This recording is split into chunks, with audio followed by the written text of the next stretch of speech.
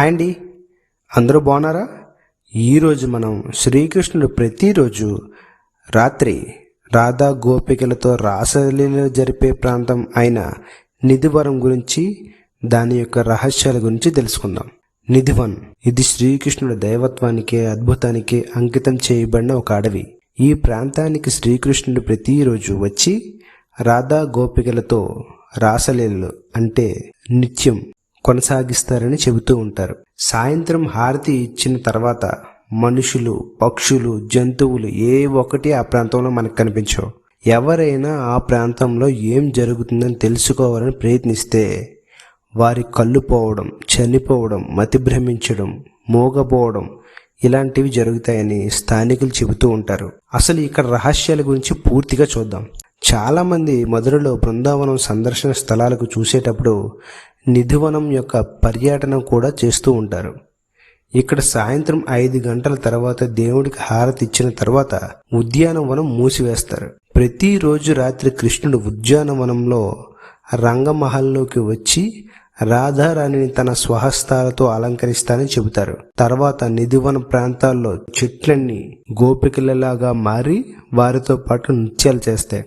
ఉదయాన్నే ఒకదానికి ఒకటి మరో చెట్లు అల్లుకొని చూడటానికి ఎంతో అందంగా ఉంటాయి.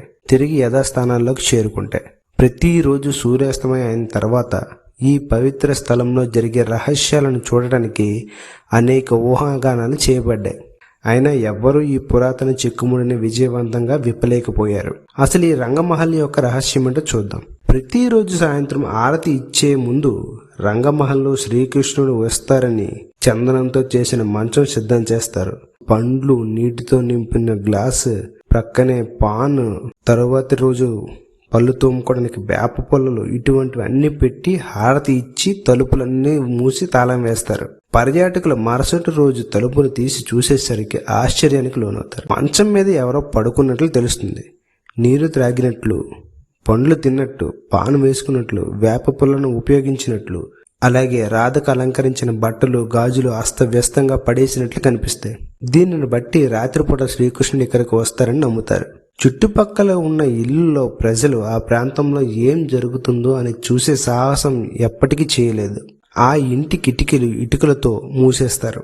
అక్కడ ప్రజలు చాలా మంది రాత్రిపూట నిధివనం నుండి వచ్చే పిల్లని గ్రోవి శబ్దాలను, రాధా గోపికల అందిల సబ్బడులను విన్నట్టు చెబుతూ ఉంటారు.